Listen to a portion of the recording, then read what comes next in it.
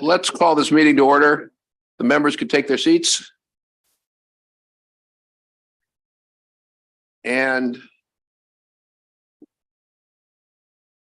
our first presentation is on the State Board of Elections.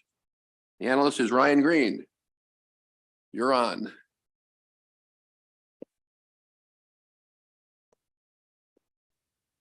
Thank you, Mr. Chair. As we can see on page 1, the fiscal 2024 budget decreases by 9.3 million or 16.8% to $46.2 million. Moving on to Exhibit 1 on page 4, looking at voter participation for the 2018 and 2022 general elections. We can see that while voter participation increased in the primaries for those gubernatorial elections, in the general elections themselves, voter participation decreased by about 10 percentage points.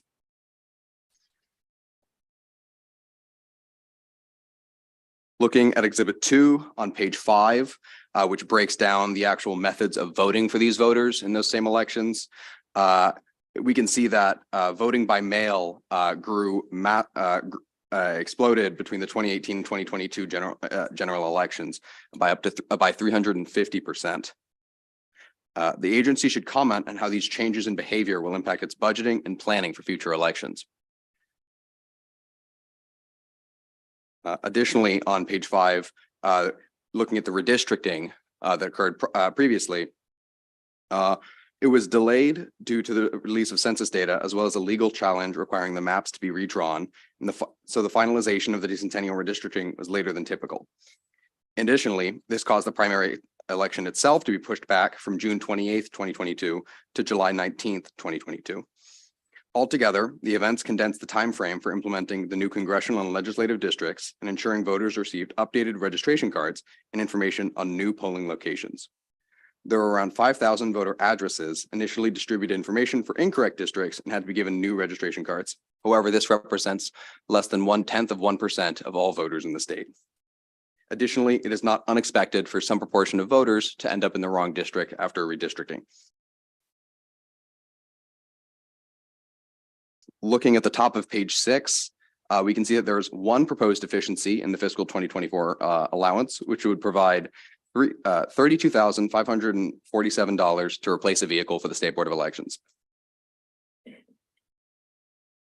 Looking at Exhibit 3 on the bottom of page 6, we can see that election operations make up the majority of agency spending, with personnel, AIMS and MD voters, and the poll book making up most of the rest.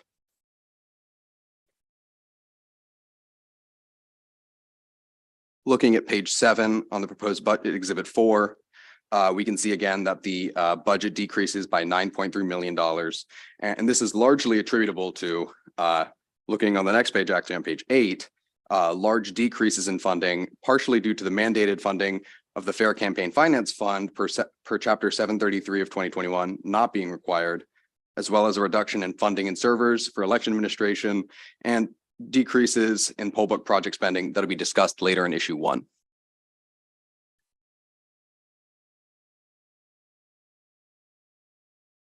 If we look at the personnel data, they are getting 4 new positions.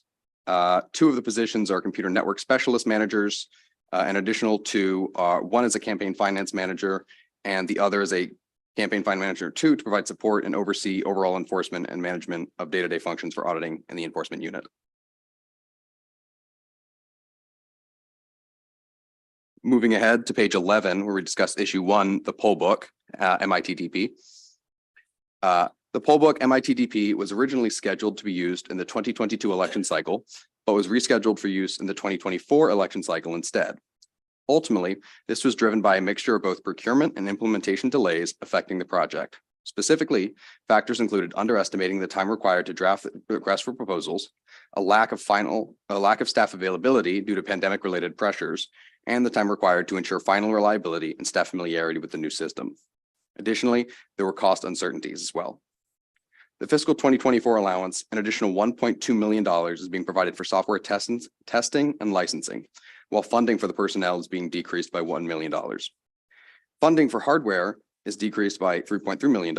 However, this is overstated as it includes $3.3 million of reimbursable funds representing the state share of the costs. The general fund for the project in fiscal 2024 totaling 2.6 are appropriated, and the MITDP fund in DeWitt's budget, which will be transferred to the State Board of Elections as reimbursable funds later in the fiscal year. Since the 2022 session, progress made on the poll book project has been consistent, indicating significant improvement from the previous year. In March 2023, the State Board of Elections plans to begin systems integration testing and then conduct a mock election as the final test for implementation. The Department of Legislative Services recommends adopting committee narrative requesting continued submission of quarterly reports on the progress of and annual spending on the poll book project through its completion. Moving on to page 12 and issue 2, there are 2 new MITDPs beginning in fiscal 2024. The fiscal 2024 allowance begins funding for 2 new projects, a new voting system solution, as well as the campaign reporting information system. Given the lack of information on either project, DLS recommends adopting committee narrative requesting the State Board of Elections to provide information on the scope and schedule of the 2 new projects. The final pages provide the wording for the committee narratives I'm requesting, as the department's requesting, as well as additional appendices. Thank you. Thank you. Are there any questions? Going once, going twice. Thank you very much. Now ask Lynn Lamone, the State Elections Director, to come on up. Is she here? There she is. Terrific. Thank you.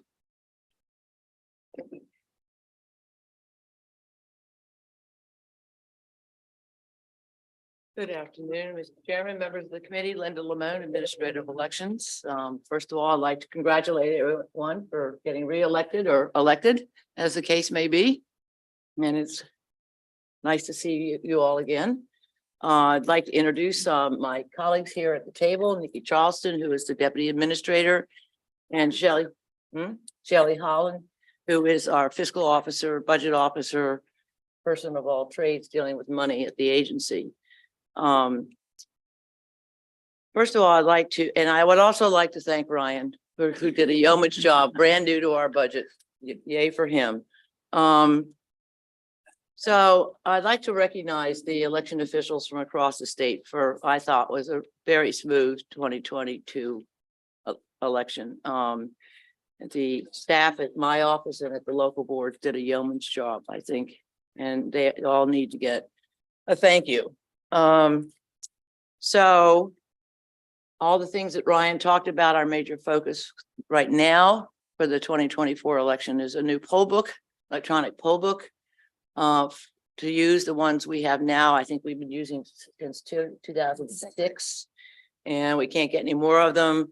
And as you would suppose, they're starting to have a few hiccups. And we will continue to keep you all updated on that project as it goes forward. We have been asked to comment on a couple of things, one of which is the voting behavior that we're seeing now with the number of mail-in ballots going up and up every election. The major impact on that is, of course, increased staff to support it, and the corresponding increase in amount of funds, not only to support the staff, but to produce and mail the ballot packets. Right now, in prior elections, we had 10 people full-time supporting the in-person voting and 1 part-time staff member supporting the mail-in ballot process, and that obviously needs to change. The voting patterns in the 2022 election are reflected in our 2024 budget request. Secondly, we were asked to discuss the reason for additional equipment, voting equipment. The increase in funds is not really to fund increased equipment, it's to fund the lease payment for the 2024, to use the equipment in the 2024 election. So that's about it. The Department of Legislative Services wants us to continue to submit the quarterly reports on the progress and on the spending of the poll book project, and provide information on the scope and schedule of the two major information technology projects. And we are still waiting from the Department of Information Technology for approval of those, one of which is a new voting system. So we're anxiously awaiting to get something from them so that we can start those projects. And other than that, I concur in the recommendations of the staff, and I thank you very much for your time and attention today. Thank you. Thank you. Questions from members of the committee? I have a question. I've sort of lost track of the public finance fund. Can you give us a sort of 3-minute version of where it stands right now in terms of money that it has, money that it needs, where it gets money? Shelley thinks we're at about 3.6 million. Yeah, hello, my name is Shelley Holland. And right now we do keep track of the campaign finance funds with the help of our general county division. And I believe we may be at 3.6 million, but I can give you specific amounts once I get back to the office or. Okay, if you could get back to us with, because we changed the law a couple of years ago and then we put some extra money in. And so if you just get back to us with a piece of paper saying, here's the state of play, here's money that's coming in regardless, or here's what might be needed, just get the big picture. Yeah, we changed it where we include the filing fees that goes into there, late fees. Okay. So, yep. we'll get Great, that that'd to be you. great. Thank you. Welcome. Senator McCray. Thank you, Mr. Chair. First, thank you, Administrator Lamone and your phenomenal team. It's been a great opportunity to be able to work with you over the past several years. 2 questions. One of them is inside of the document, it talks about the 5,000 ballots that were sent out in error. Could you let me know whether they were concentrated in certain areas? Like, was that 5,000 spread out, or was there one jurisdiction that may have had it a little bit heavier than others? The second one was that this was the first year where we had voting or a ballot drop box inside of a pretrial facility. If you could just kind of speak to whether that was just beneficial, democracy, it went good, and if there are your thoughts on expansion of something like that. Good afternoon, Nikki Charlson, Deputy Administrator at the State Board of Elections. Thank you for your question. So the 5,000, it was about 5,000 addresses across the state that were incorrectly redistricted. And most of them were Baltimore City and Baltimore County. We implemented last redistricting and audit process, which is where we found those, and we'll be institutionalizing that process moving forward. Obviously, we have a few years to do it again, but actually we're going to use the same process when the Baltimore City Council redistricts this year, whenever it is, hopefully this year. And so we'll be able to find any discrepancies before any piece of mail to the voter has been mailed out. That's our goal, right? Your second question was about the expanding opportunities to participate in the voting process by individuals in correctional facilities. So we implemented your bill as well as House Bill 222, which was similar. And so the Department of Public Safety was super cooperative in this effort. While there was only a requirement to put one box in the one facility that was in your bill, they agreed to put boxes in every facility that the state had where there were eligible individuals. And we submitted a report that is providing us with the baseline, right, with some initial numbers of how many voters took advantage of that process. And we've been already started brainstorming with the Department of Public Safety as to how we can expand that. What are the things that we can be doing now that we know it? We can quantify the issue. Now we want to make some improvements before the presidential cycle. And we are meeting with them. It's right now about twice a month, and we'll continue to do that. And we're happy to update you however you would like us to do that. But it's moving forward.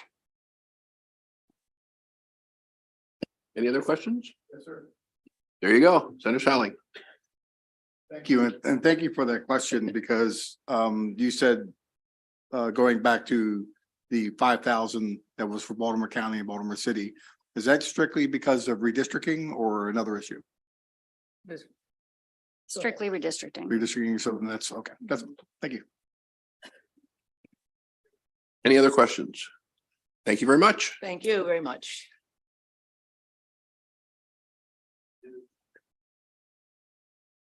Public debt, Patrick Frank.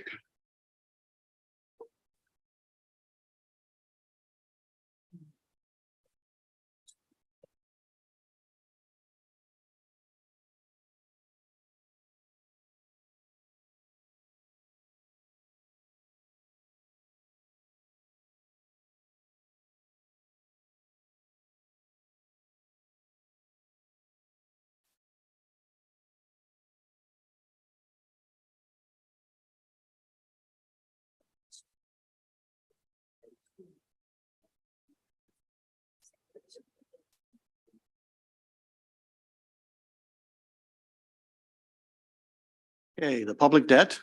What this program does is it pays for the state's capital program. These are GO bonds that are sold to fund the program. I'll go right into the analysis. And see, there is a deficiency appropriation for $219 million.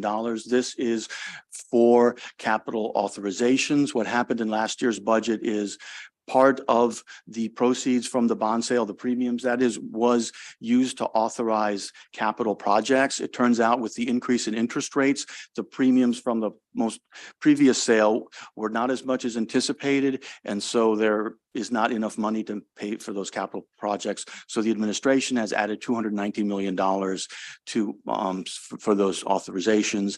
You can see the chart here. The red line is interest rates and the blue is the bond premiums or the proceeds from the sale. There's an inverse relationship. And as you can see, when the interest rates spiked, the premiums were a bit less. And so DLS is going to recommend to authorize those. Okay, this chart shows the difference between the principal and the interest in the authorization, or excuse me, the proposed appropriation. As you can see, about 1/3 is interest and 2/3 is principal. The reason for this ratio has to do with the length and maturity of the bonds. Maryland is constitutionally limited to sell bonds only up to 15 years. The average maturity is 10 years. And as such, we pay a lot less debt service. We pay a lot less interest than otherwise we would. If you were to, for example, expand this to about 30-year bonds, it'd probably be about half and half, where you still have the same amount of principals. You'd just be paying half of it in debt service costs. This next exhibit kind of shows you how much of this budget is already pretty much set in stone almost. As you can see, 97% of the proposed appropriation is for bonds that have already been issued. There are 2 issuances that we anticipate that will affect this fiscal year. The one is the winter sale, which I think is scheduled for March 15th.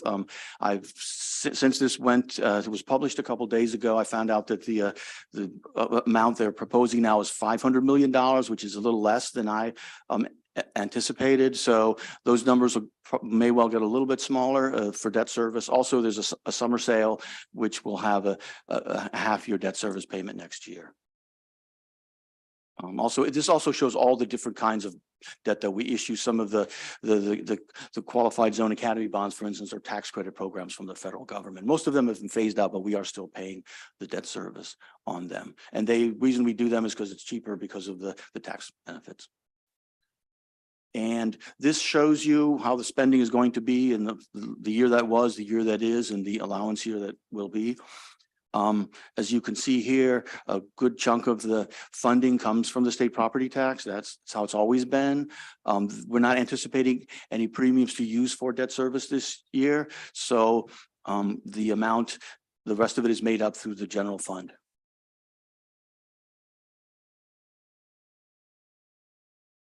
Okay, one thing we do is we put together a forecast of out-year costs. This was part of our general fund forecast. And so in order to do that, we want to get a sense of what's happening with the real estate market, since it's property taxes that are paying for these things. What you can see here is the red line this is a 12-month weighted average of what average home values have been. I should say, just to be clear, median home values have been since about 2005. As you can see, there was that bump up in 2008. That was the property bubble. The decline then, and it's been increasing again recently, but we have seen some slowing in it. It's unclear what's happening. The future is hard to predict. And the next chart is kind of how home prices translate into property tax revenues. And I think what's interesting about this is if you remember, I just said that 2008 is when home prices peaked. As far as how much the revenues per penny on the property tax peaked actually in 2011, which may be counterintuitive, but there actually are some reasons for that. The first reason is that dotted line. The way Maryland's property taxes work is that there's a cap of the annual increase. Before in the late 2000s, when there was the big property bubble, what had happened is that the people, instead of paying higher property taxes and rapidly increasing tax bills, the homeowners got a homestead tax credit. And so that kept their property taxes down. When the prices then started to decline, what happened next was, instead of reducing your tax bill, it reduced that credit of the part that you were not paying on what would have, if without the credit you've been paying, had been paying much more. So that because of that, there was this delay in when the price per penny peaked and when the home values peaked. There's another factor is, as every homeowner probably knows, is its increases are phased in over 3 years. So you get a third, a third, a third. So you don't feel the increase until the third year. Taken together, this means that the property tax revenues is a lagging indicator. And if you, this, and this is a kind of a good thing, I think, from my perspective, because we don't worry, the sky isn't falling if something happens in the real estate market, because there are so many breaks built into this that, that we don't immediately see. Now, eventually by 2012, and so there was a decline, but that gave us plenty of time to be ready for the decline. And we knew it was coming, but we didn't feel it right away. It didn't surprise us at the time because of these delays in receiving revenues. So this is our forecast basically of debt service costs and the property taxes. You can see the debt services, and they're growing not too differently. There are a few percentage points, both are growing by modestly. And when you put all that together, you get the forecast here, which we expect about $525 million in general funds by the last year of the forecast, and that's with a very modest increase in state property tax revenues. It's unclear. Like I said, the market's changing a little bit. It's unclear how that'll all play out, but this is our baseline forecast for that. Now I'll go on to the issues. The first issue is one about how bonds are being bid. The process basically works in such a way that the state sells $5,000 bonds, and there's something called a coupon rate, which is the interest rates it pays. In recent sales, it's been exactly 5%. And so from a $5,000 bond, you get a 5% coupon on it. And then so you pay, so it's $125 every 6 months in interest. When the bonds mature, you get your $5,000 back in your last $125 interest payment. Now that's how the bonds are structured. The underwriters who then basically buy the bonds and remarket them to investors, they can structure this different. They can do their own structure as they will. And what's happened in recent years is that they have purposely, and part of it is when we've encouraged it in recent years too, is to have this coupon rate be higher than the interest rate, the market interest rate. And as a result, what that does is it bids up the cost of the bonds. So instead, if the market rate is, say, 3 to 4%, instead of paying $5,000, you'll pay over $6,000 for that bond, because you're getting a larger interest payment in the out years. The advantage of this is that it's a hedge against inflation. So if you were concerned about inflation and your bonds losing value, you would want to pay a premium to get a higher interest rate than you otherwise would. And so it does make sense for investors to do this. What's happened though is in the last few sales, it used to be a range or not to exceed 5%, but it was basically a floor of 5% and a ceiling of 5%, which required that all these sales are 5% exactly.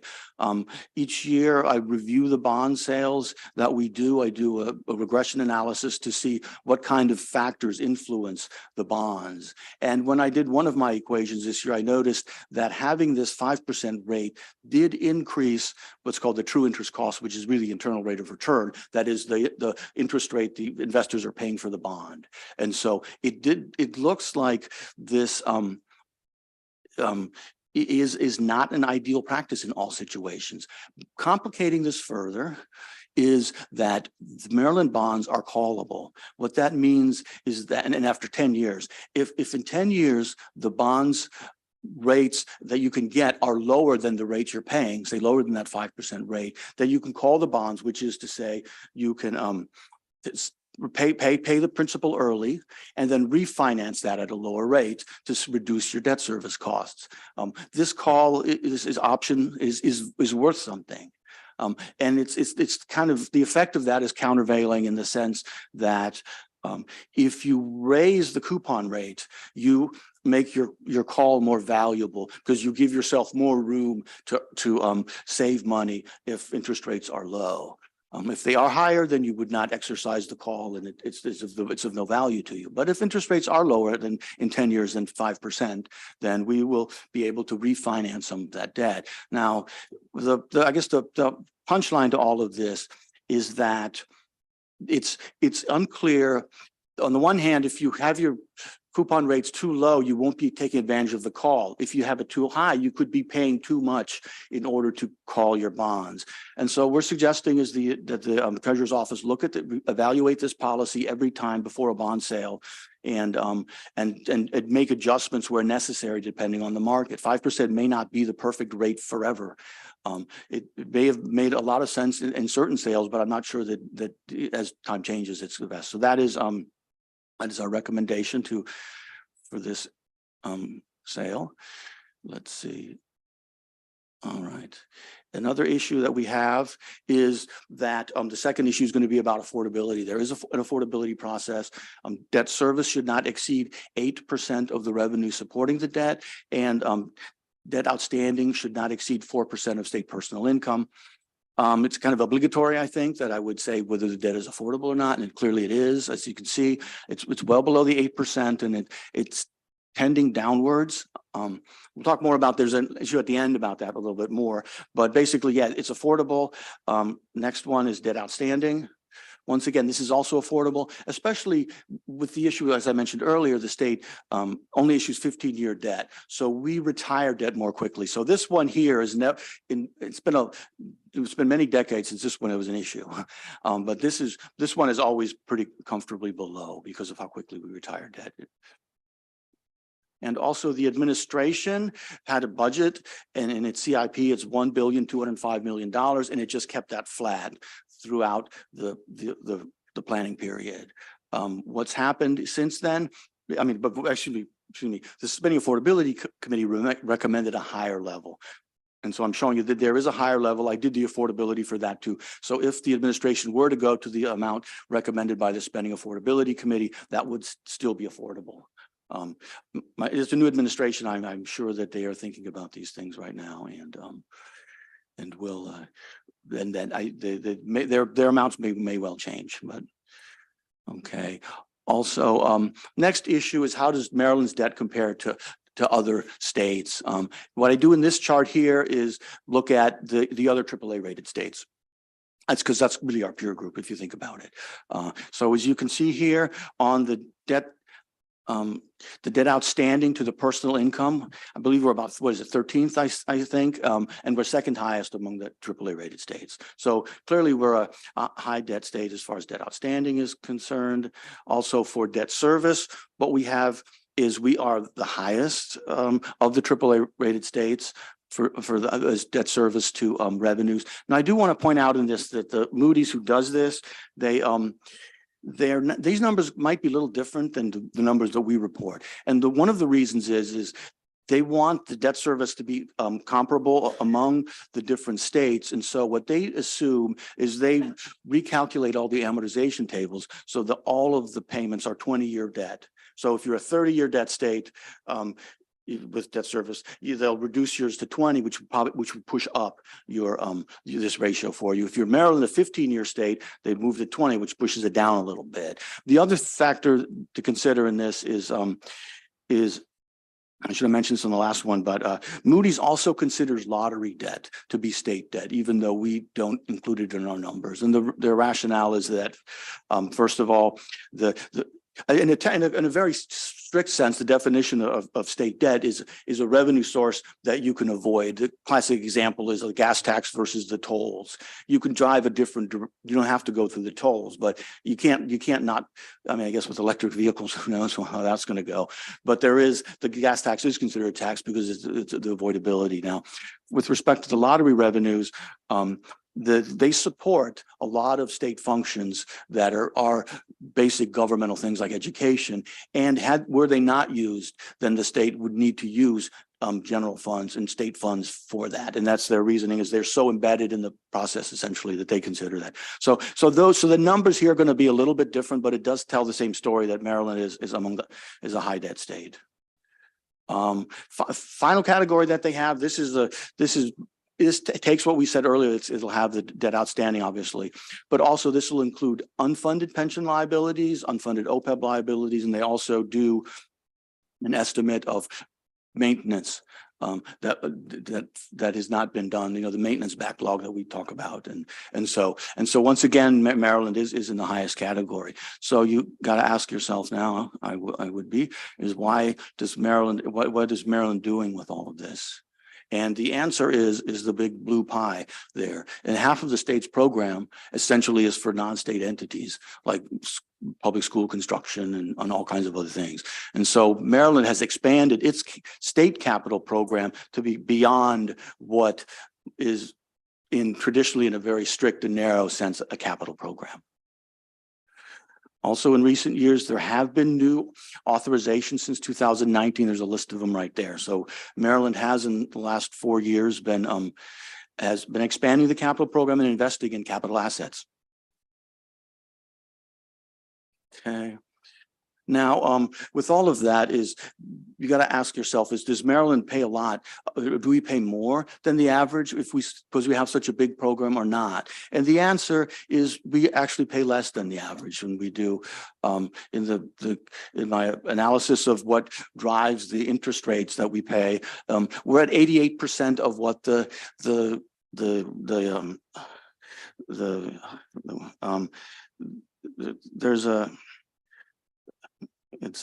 basically the word escapes me. I apologize. But there's an estimate out there of what average interest rates are. On that average interest rates, we pay about 88% of that. Another thing I've noticed is since 2008, when the Great Recession happened, since then, the state is actually even lower, again, about 76.76% of a lower on the interest rates. And the reason for that is a flight for quality, in that nowadays the investors are more concerned about high quality bonds, and Maryland's as a AAA state is perceived to be high quality bonds. So we get a benefit from that as well. And so we are doing quite well. And I guess then why are we doing well? Well, we have some credit strengths. We're a high income state, Maryland is. It's a broad economy, and we have adequate reserves. And I think most importantly, there's a well-developed affordability process and financial management. I mean, one thing I point out to the rating agencies in meetings is that they, like, for example, we have the Board of Public Works that can reduce funds during the fiscal year when there's a downturn, and we use it. Back in about 2009, when revenues declined and we were going to breach the ratios, the state reduced the GO bond authorizations that were planned. And so the state has a process for keeping debt affordable, and it uses it, and the state has shown to be making difficult decisions in the past in order to abide by the processes. So what are some final words about all this? First is that Maryland is a high debt state. And most AAA states have lower than average debt. The second is that we have a well-developed affordability process. And finally, I want to point out that for us, the process matters more, and for us, following the process matters more because we are high debt, and so we recommend that you always keep with your process. Now, there's two ideas and recommendations we also have for summer study for the new administration and for the new treasurer to think about. One of them is when we add to debt, we just assume that whatever this, just the estimate is what the estimate is. There is another way to do that, and that is to use what's called maximum debt. The reason, and I know the transportation uses that for their ratios, and most states actually use that. And the idea of maximum debt is you take a look at what the highest debt service payment is and assume that is what your debt service payment is going to be when you figure out what's affordable. And for Maryland, there's two reasons for this. First of all, as kind of we said earlier, the interest doesn't is interest only payments for the first 2 years. So the first 2 years, you're understating what your average interest is going to be. And secondly, the debt is issued on a cash flow basis, and debt is issued when it's needed, not and so usually we assume in the modeling now that about 31% of the bonds will be issued in the first year, and then it takes 5 years to issue 100%. So because of that, there's this long phase in of debt service costs, and so we would recommend that. A second issue that we have is see. Yeah, here we go. Yeah. A second issue is this: right now, the limit is 8%.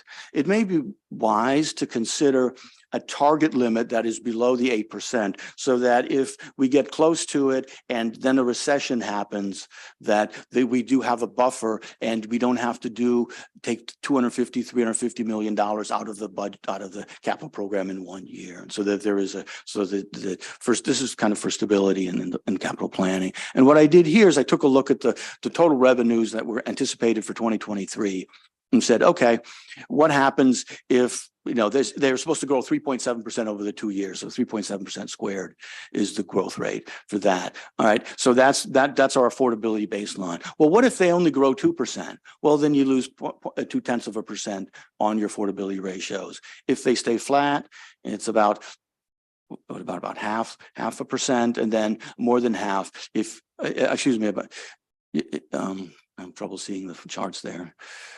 Oh, so I'll go see the eye doctor later. Oh, so, but anyway, as you can see from the chart there, it does decline. The 4% is about, I think, what the Great Recession was. And so that's kind of from what I can tell, that's kind of your worst case scenario of what you might be looking at. So like I said, our recommendation is in the summer, to think about these things and maybe to consider modifying some policies to make the process a bit more stable. Finally, the recommendation is to concur with the governor's allowance. And my final words are going to be just some perspective. Here's a chart that shows the 10-year treasury notes since the early 60s, or so 60 years worth. And as you can see, if you go to the right, where that really low part, that was the pandemic, just to show you how low interest rates were. Interest rates are quite a bit higher now. They're at 4% for these 10-year treasury notes.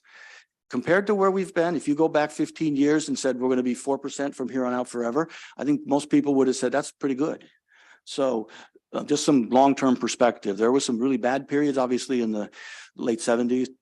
And so I'll end with that and take your questions.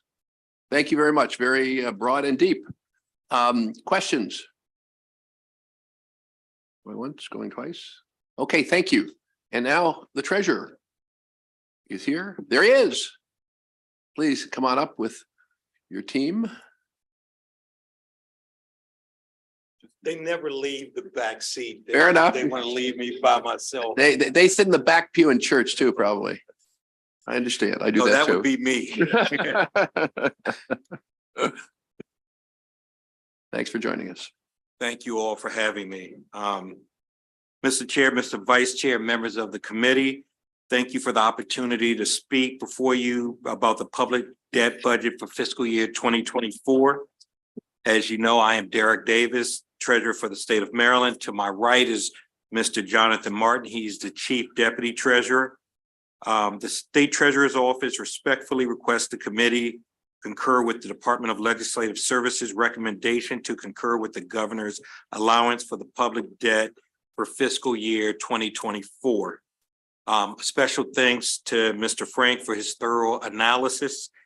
You all have my written testimony, so I won't go through that, but I want to address just 3 aspects of the analysis, if I may. First, the analysis details of the state's credit strengths, which have helped Maryland to maintain its AAA rating many years, despite significant debt. One of the things, or a lot of the conversations that I've had with them, they do bring up our debt. They bring up our contributions to our schools, as well as to our pensions. They sort of narrow it down for me anyway, to those things. And they recognize that Maryland is unique in the amount of contributions that we do have as it relates to schools, at a level that most states don't. So that's where the caution comes in. But they tell me, they frequently praise us for things like our management strengths, like the Capital Debt Affordability Committee and spending affordability and the treasurer. They really like the treasurer that we have here in the state. So I don't know why, but that's what they tell us. That's one of our strengths. So, And the legislature, right? and the legislature, Yeah. yes, and the I thought legislature. so. I thought so. You guys help too. As it relates to the policy regarding the coupon rate, and I certainly heard and appreciate Mr. Frank's comments. And we do look at that. We consult with the state's financial advisors, and have advised us on that, but we will absolutely continue to review that before every bond sale. We want to make sure, and I take it as a personal responsibility to make sure we're getting full value for our dollars. That's certainly my responsibility, and I take that seriously. So again, they've advised us to keep it for now, but we will be meeting later this month with our advisors, as well as the rating agencies, myself, Comptroller Lehrman, and Governor Moore, and we'll we can update you on that, what it's going to be at that particular point in time. I guess that's it. You have the full statement that we have, but those were just a couple of things that I wanted to point out. John, I don't know if you were okay. So, well, if there are any questions, we would be happy to take those, Mr. Vice Chairman, Mr. Chairman. Thank you. Any questions to the treasurer? You answered all our questions. Thank you, sir. Thank you very much.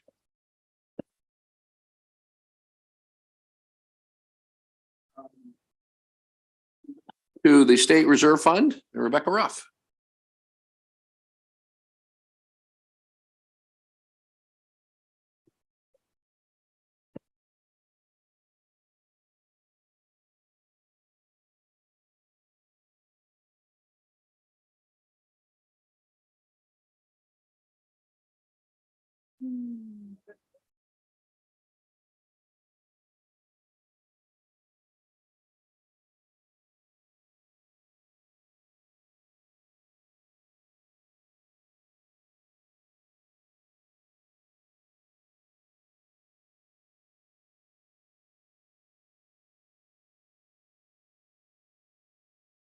Okay, let's see if we can get this to work. Very good. Good afternoon. I'm Rebecca Ruff with the Department of Legislative Services. I'm here to present the fiscal 2024 operating budget analysis for the State Reserve Fund. Here on page 1, you can see that the fiscal 2024 budget for the State Reserve Fund decreases by about $2.8 billion. This is a reduction of just over 63% to a fiscal 2024 appropriation of $1.6 billion. This includes just over $1 billion to the rainy day fund as required by statute, and an additional $543 million provided to the dedicated purpose account. You can see from this exhibit on page 3 that the rainy day fund balance as a percent of general fund revenues is at approximately $2.5 billion in fiscal 2024. This is equivalent to 10% of general fund revenues.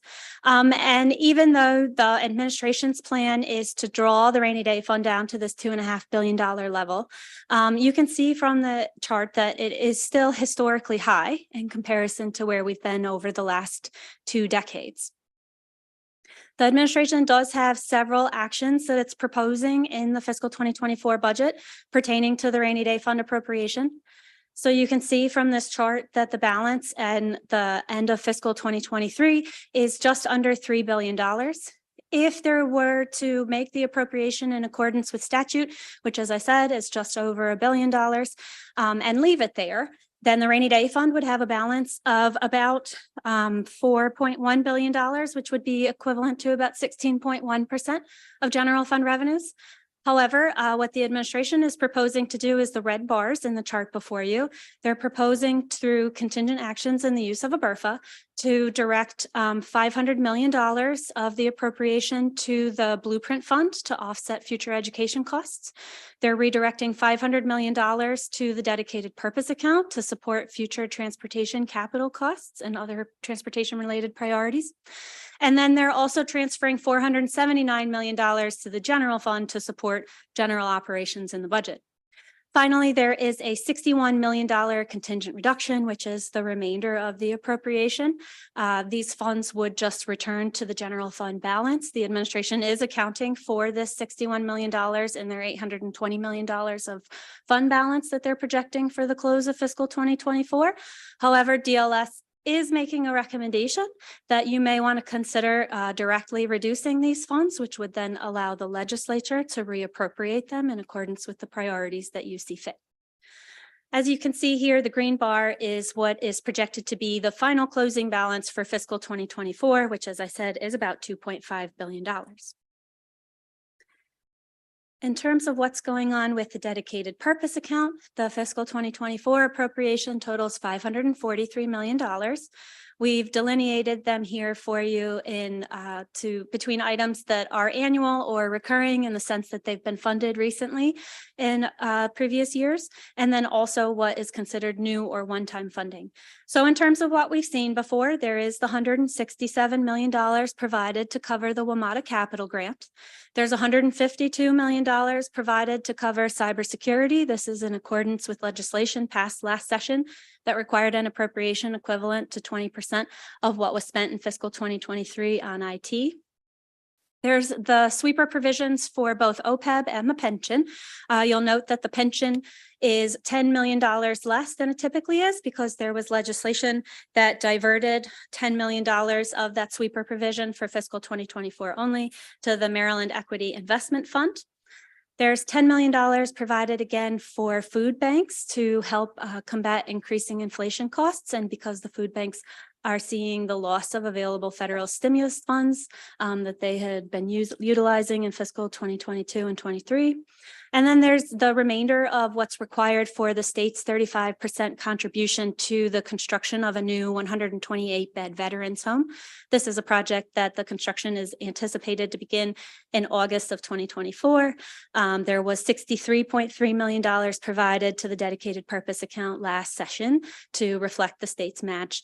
But these funds probably won't be needed until later on in fiscal 24 or in 25. So they're appropriated in the dedicated purpose account to reflect the state's commitment to the project. In terms of new or one-time funding, there is $150 million that the administration has provided into the dedicated purpose account that it's identified as set aside for legislative priorities. DLS is recommending that you consider directly reducing these funds from the budget so that they can then be reappropriated specifically for the priorities that you identify. There's $10 million appropriated for to pay back the local income tax reserve account. This is outstanding liabilities. However, we are also recommending that these funds be reduced. This is an appropriation that isn't required. The Board of Revenue Estimates has already accounted for a direct revenue transfer to be compliant with statute requiring the repayment of the unfunded liability. So we believe that you can cut these funds as well. And then there's $7.7 million provided because these are the known commitments that the state has made for providing awards to erroneously confined individuals. So this is really kind of a good government appropriation to make sure that our balances and outstanding commitments are covered. There is one key observation discussed in the analysis. That discussion begins on page 8, and it just provides you an overview with the funds that are still retained in the dedicated purpose account. So appropriations to the dedicated purpose account have the ability to be spent and redistributed to where throughout the budget over the course of up to 5 fiscal years before any remaining appropriation is transferred to the rainy day fund. And you could see from Exhibit 4 here that there has been quite an increase in utilization of the dedicated purpose account as we have seen higher than usual cash balances available for spending. In total, since fiscal 2021, there's been about $3.3 billion appropriated to the dedicated purpose account. About 95% of this is general funds. To date, $2 billion, excluding the fiscal 2024 appropriation, which is still subject to your action. To date, about $2 billion has been distributed to the state agencies, and that leaves just over $800 million remaining in the account to be spent over the next few fiscal years.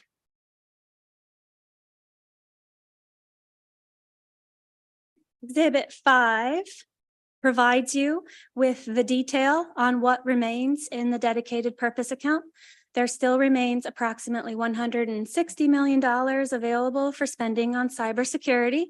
This is independent of the fiscal 2024 appropriation, which provides an additional $152 million. Spending for cybersecurity did total $210 million. So at this point, they've distributed some of the funds, both to MDH and to Do It. And I would just note that there has been a budget amendment submitted to transfer an additional, I believe, $94 million to Do It to continue to support cybersecurity costs. The cybersecurity as an issue is discussed in much greater detail in the Department of Information Technology analysis. There's $47.3 million remaining to support the state center relocation.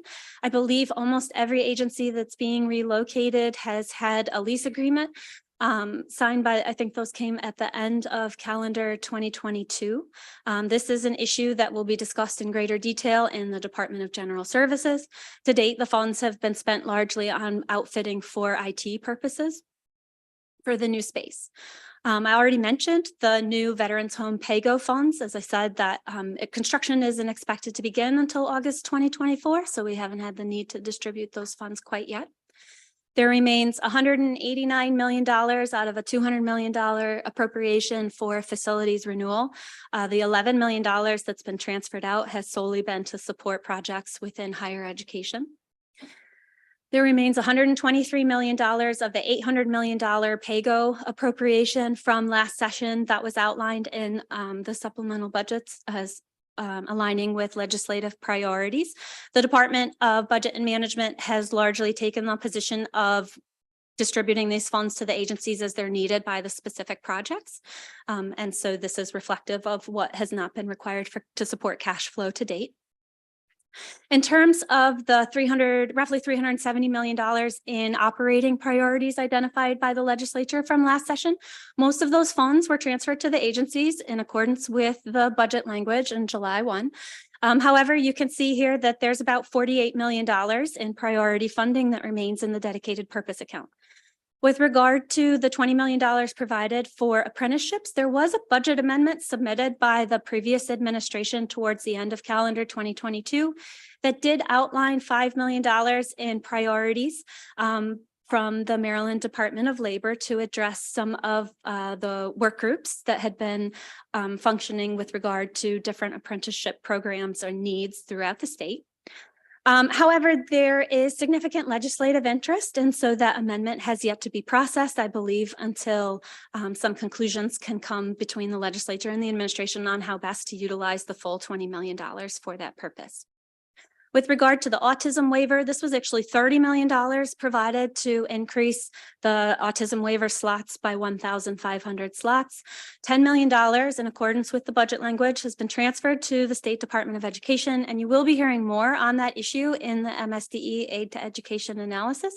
However, I can tell you that it's been a lengthy process in terms of what's been needed to apply for the additional slots. So according to a JCR that was submitted by MSDE, they don't anticipate being able to utilize the $10 million in fiscal 2023. However, they are optimistic that they will be able to utilize about $25 million in fiscal 2024, with the remainder spent in fiscal 2025. In terms of the $8 million for the Unified Financial Aid System, these funds have yet to be transferred. However, we are aware of information provided with the fiscal 2024 budget that they're expecting this project to cost a little over $20 million. It is underway in fiscal 2024, and they're hoping to have it completed by 2026. So we would expect to see these funds transferred out over the next few fiscal years. And finally, there is the federal fund appropriation to support broadband through the Local Government Infrastructure Fund. I believe we are anticipating a budget amendment to come along in the fairly near future to transfer these funds for the use of broadband. However, you all did receive a briefing to give you an indication on the timeline of the creation of the maps and the progress with regard to broadband. We will have more of that discussion, I believe, in the commerce analysis. In terms of the recommended actions, I've already addressed all of these in the course of my presentation, but just so you can see them, items 1 and 2 are related. As I said, DLS is recommending reducing $61.4 million, which reflects the remainder of the appropriation to the rainy day fund. And then the item 1 is the technical adjustment to strike the contingent language, which would not be needed if you were to take the direct cut. Items 2 and 3 and 4 on the next page are also all related. This reflects the recommendations to reduce the $150 million in funding for the legislative priorities and the $10 million in funding for the local income tax reserve account repayment, and then also strikes the itemized language in the budget bill to be consistent with taking these direct reductions. With that is the conclusion of the presentation I have for you today. Thank you very much. Questions from members of the committee? I have one. On page 6, on the legislative priorities, I didn't really understand it. It says DLS recommends reducing the appropriation set aside for legislative priorities so they can be reallocated in accordance with the specific priorities identified by the General Assembly. Great, I so- missed something there. Sure.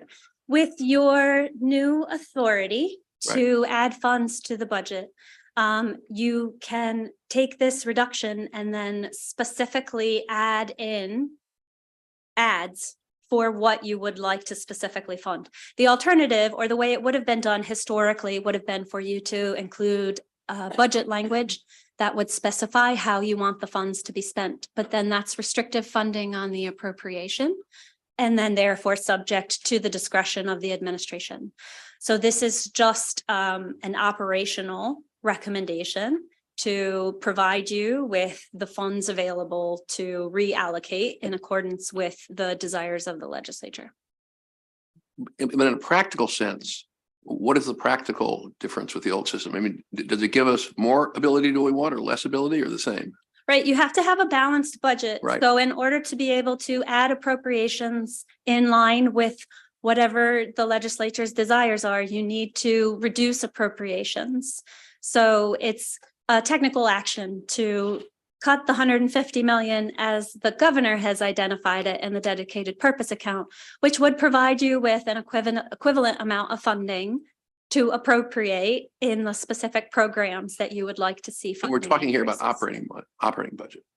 The line items that the administration has provided in the actual bill itself provided $100 million for capital pay-go and $50 million for operating. However, it is all cash in the operating budget and therefore can be utilized interchangeably between operating and capital. That helps. priorities. Thank you. Senator Elfreth. Thank you, Mr. Chair. Thank you very much for the presentation. On the MHEC Unified Financial Aid System, just because I no longer serve on that subcommittee, did I hear you say that they're estimating $25 million for that? I believe it's about 20.7 20.7. And we allocated 8 million last year? into the dedicated purpose Purpose account. Yes. Okay. Thank you very much. Thank you, Mr. Chair. Any other questions? Thank you very much. Thank you. And now we have Eileen Grady and Mark Nicole. Welcome back.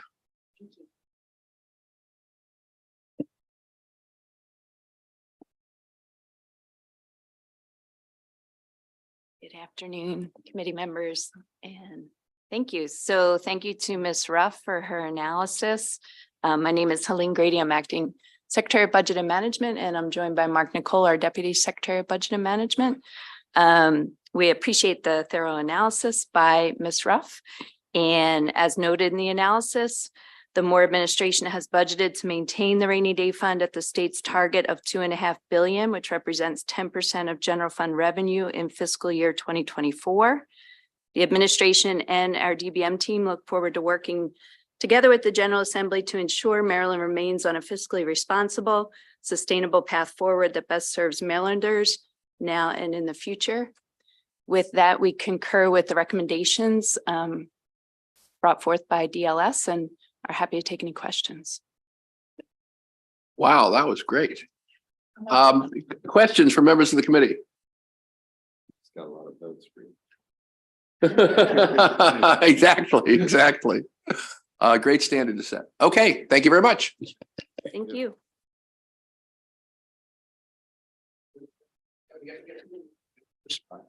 We have two public witnesses, I believe, who are with the Maryland, Capital Area Food Bank and Maryland Food Bank. Ann Wallerstedt and Julia Lemp. Come on up. My apologies for almost pulling the plug. That's fine. We're happy to be here and thanks for taking just a few minutes to Sure. kind of listen to us on this specific bill for this specific funding source. So my name is Ann Wallerstedt. I am the Senior Director of Government Relations with the Maryland Food Bank.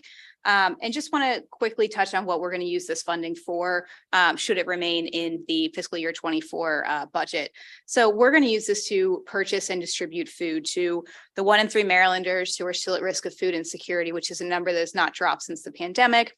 The 37% of Marylanders who are finding it hard to afford their everyday household basic essentials, including food.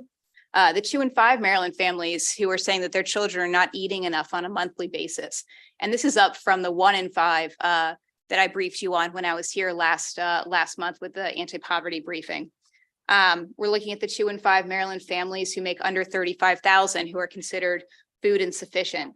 And it's also going to go to provide food and then distribute the food to our 320 partner organizations and 1,200 distribution sites all over our service area, which is the entire state, less Prince George's and Montgomery counties. Our food distribution increased 14% into 2022 alone. And we're not really anticipating that that's going to subside over the next 24 to 36 months, especially with some of the big pandemic era programs ending, like the SNAP emergency allotments that you might be hearing about that are gonna, this is the last month for them. So we are just incredibly grateful to Secretary Grady, Acting Secretary Grady, and the Moore administration, especially for this committee as well, for your support of our efforts. It's really going to go to help us try to meet this elevated demand at the level it necessitates. So thank you for having us here, and we'd appreciate your support in this budget cycle. Thank you. Hi, all. My name is Julia Lemp, and I'm the Advocacy and Public Policy Specialist at Capital Area Food Bank. I'm here to largely echo what Ann has said. We're very appreciative of your consideration and support for our asks to, provide additional food to food insecure Marylanders. The Capital Area Food Bank serves, as Ann said, the 2 largest counties in the state. We are Prince George's and Montgomery County. And last year, we distributed over 23 million meals through a network of 180 partner sites and 150 direct distribution sites, all of whom would benefit from this investment. As Ann said, we estimate that nearly 1 in 3 people across the DMV region, which is our service area, experienced some level of food insecurity in 2021. And the most staggering rate was that nearly 1 in 2 people, about 48%, in 2021 experienced some level of food insecurity in Prince George's County. That's the highest rate of any county in our service area. And, we are here to express that while many have claimed we are post-pandemic or that the pandemic is over, that is not the experience of our clients or of our food bank. Some signs of improvement do appear in our economy, and we're grateful to have reopened, but the need for the food bank to keep our foot on the gas pedal across all parts of our work has really remained. In 2022, we distributed the food for 53 million nutritious and culturally relevant meals, and that's still a 76% increase over the meals that we were distributing annually before the pandemic. So as Ann said, especially as we see, impacts of inflation, rising food costs, the end of benefits like SNAP emergency allotments, we anticipate the need for our services to remain high for years to come. So we really appreciate your strong continued support and investment in the food banks, and thank you for your time. Thank you very much. Questions? Senator King. Thank you. I just have to agree with you. I'm just in my area. I'm in the Gaithersburg, Germantown area.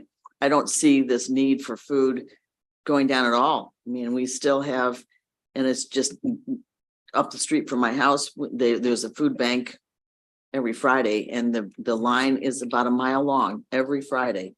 So you know that the need is still there all across the state, really. So thank you for what you're doing. Senator Elfreth. Thank you, Mr. Chair. We've talked about this before, and thank you for all you do. My food bank, and I think a lot of the local food banks who work with you, you were able to hold out until January 1st from charging those local food banks a price for some of the food that you utilize. Just out of curiosity, what's the number it would take for our support or some type of support for it to fill in that gap so that you can continue to provide the local food banks, and then they provide even local all the way out with food free of charge? Yeah, that's a great question. And of course, it kind of depends month to month, right? If you really had to average it out, it'd be about $1 million a month additional. Okay. And again, that's a very loose, flexible, but if I had to pick a number, it would probably be that. The tricky thing with it, right, is we wouldn't want that just to be one-time funding and then we're at the same place a year from now, right? I think it would really have to be crafted in a very strategic way and in a way that makes sense. And as I did mention in December, we're still trying to figure out with some of this state funding, should it still remain allocated in the budget for us to figure out how we can still help support some of those pantries, especially, the Anne Arundel County Food Bank, those bigger ones that are kind of our redistribution organizations across the state. So we're still trying to figure that out. And if you'd like, I'm happy to kind of keep you abreast of some of those new plans that we're working on as we work through them. I appreciate that. So Sure. roughly 12 million to keep the program, no cost program going. Very roughly. Okay. Yes. Thank Yep. you. Sure. Thank you, Mr. Chair. Thank you. Other questions? Sure. Absolutely. Yep. Please, Senator. Thank you. I've literally been to a community association network in our area of Rosedale. Yep. And I go Soup for the Soul. And I go there, and I'm not bragging, I go there, I volunteer. I like going there to meet with our people. And I see the concern.